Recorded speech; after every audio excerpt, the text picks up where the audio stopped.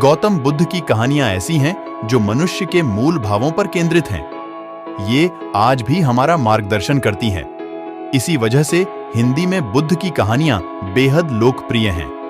इस बात को ध्यान में रखते हुए आज हम आपके लिए एक बुद्ध की एक लोकप्रिय कहानी लेकर आए हैं, जिसका शीर्षक है क्रोध आने पर। यह एक ऐसी कहानी है जो हर किसी से जीवन से जुड़ी हुई है। हमें उम्मीद है कि गौतम बुद्ध की ये कहानी आपको पसंद आएगी। क्रोध हर किसी को आता है। जब भी किसी की बात बुरी लगती है या किसी का व्यवहार पसंद नहीं आता है तो गुस्सा आ जाता है, और एक बार जब यह आता है तो फिर दिमाग से निकलने का नाम नहीं लेता। ऐसे में आप उस घटना को लेकर बैठ जाते हैं, उसके बारे में सोचते रहते हैं। हर समय वही बात दिमाग में घूमती रहती है। आप किसी से कोई भी बात करें, वह घटना बीच में आ जाती है। ऐसे में आप न चाहते हुए भी उस बारे में बात करने लगते हैं, उसकी शिकायत करने लगते हैं। और अगर उस समय वहां पर कोई बात करने वाला नहीं हुआ तो आप अपने आप से ही बातें करने लगते हैं, बड़बड़ाने लगते हैं। इस सब से उस व्यक्ति की सेहत पर तो कोई फर्क नहीं पड़ता, पर आपका नुकसान जरूर होता है। लेकिन अगर आप चाहें तो इस स्थिति से बच सकते हैं, इस नुकसान से खुद को बचा सकते हैं। कैसे? आइए जानते हैं महात्मा गौतम बुद्ध की इस कहानी के जरिए। एक बार की बात है, एक गांव में गौतम बुद्ध का प्रवचन चल रहा था।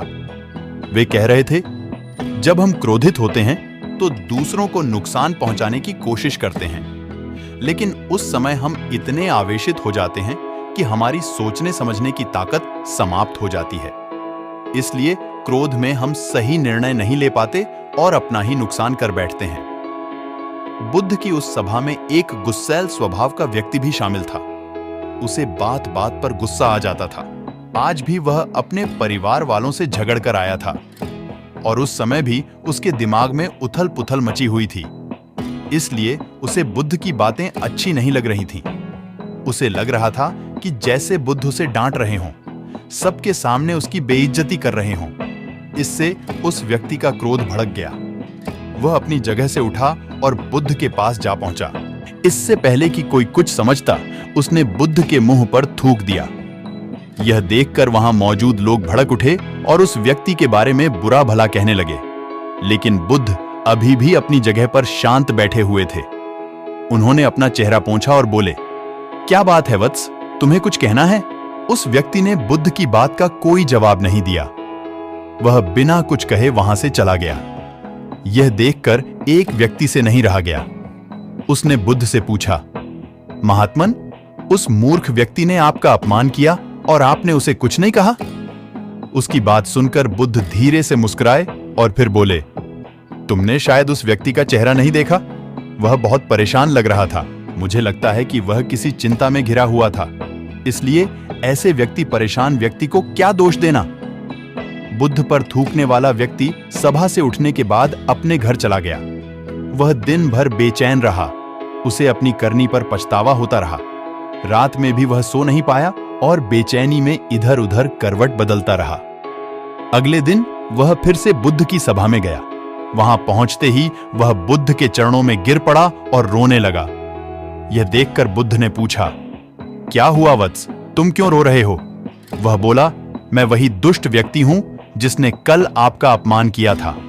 पता नहीं कल मुझ पर ऐसा कौन सा पागलपन सवार हुआ जो मैं ऐसी घृणित हरकत कर बैठा। कृपया मुझे क्षमा कर दें। बुद्ध बोले, कल की बातें तो कल ही समाप्त हो गईं वत्स। कल के बारे में आज क्या सोचना? अगर मैं उस घटना के बारे में सोचता रहता, क्रोध करता, तो उससे तो सिर्फ मेरा दिल दुखता। तुम्हें उससे कोई फर्क नहीं पड़ता। इसलिए बुरी घटना को याद रखना कोई समझदारी की बात नहीं है। इससे हमारी परेशानियां बढ़ जाती हैं और जीवन ठहर जाता है। इसीलिए अप्रिय बातों और अप्रिय घटनाओं को भूलने में ही समझदारी है।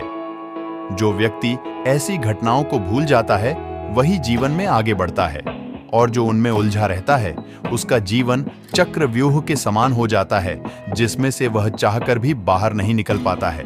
दोस्तों, गुस्सा करना बिल्कुल ऐसा होता है कि जहर तो आप पिएं और कामना करें कि मर सामने वाला जाए।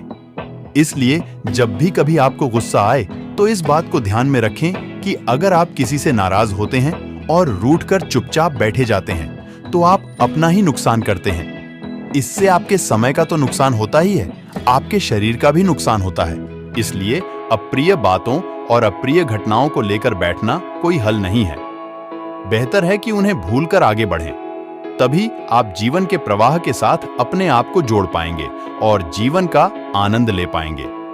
हम में से ज्यादातर लोग यही समझते हैं कि हमारे दुखों का कारण कोई दूसरा व्यक्ति है, और जब हम ऐसा मानते हैं तो हम अपने स्वनियंत्रण की कमी और अक्षमता को अनदेखा कर रहे होते हैं। वास्तव में ये हम पर निर्भर करता है कि हम दूसरों के द्वारा प्रदान की गई नकारात्मकता को स्वीकार करते हैं या नहीं।